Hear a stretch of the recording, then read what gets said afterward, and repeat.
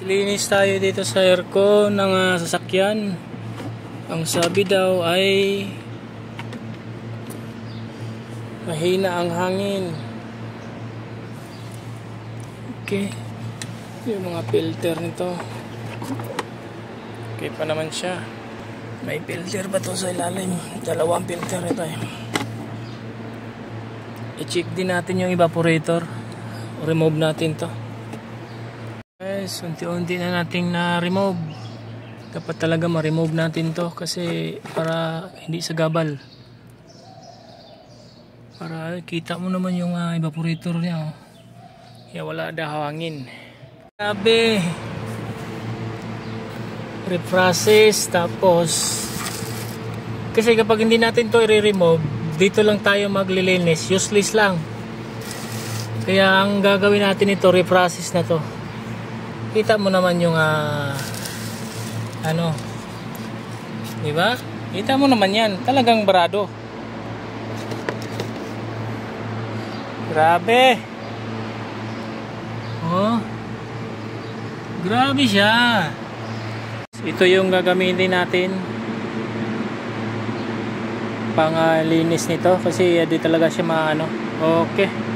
Ayan guys. Malinis na. At yun, napunasan na rin natin yung sa loob. Yan, okay na rin yan. Okay, dandahan na lang tayo. Okay, unahin natin yung likod kasi andun yung sensor niya, you know? Ito naman yan ang kasunod, yung expansion valve. Okay, dapat check natin kung may gasket para iwas leak. Tapos push. Okay. Pagkatapos naman dyan yung ano niya. Yan na guys. Okay. Dapat double check talaga na kung may gasket para di pabalik-balik. Guys, pati sa backside nalagyan na natin at naglagay tayo ng kunting pressure, no? At i-check natin tong mga dugtungan para di tayo pa balik-balik. Mahirap kasi na i-connect natin lahat tapos bago tayo nag-leak test.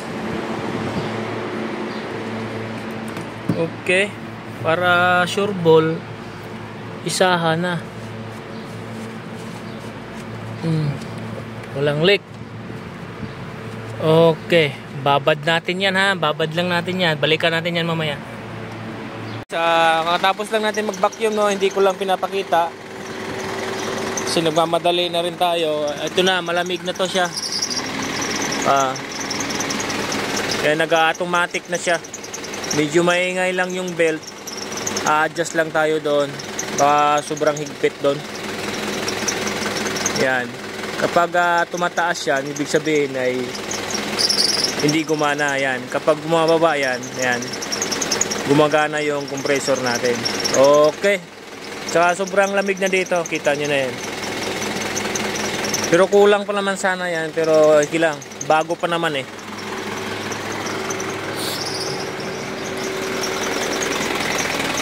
Malamig na dito mga kabuhay OFW. Eh, sino bang hindi lalamig agad? Sobrang linis na yung evaporator. Yan.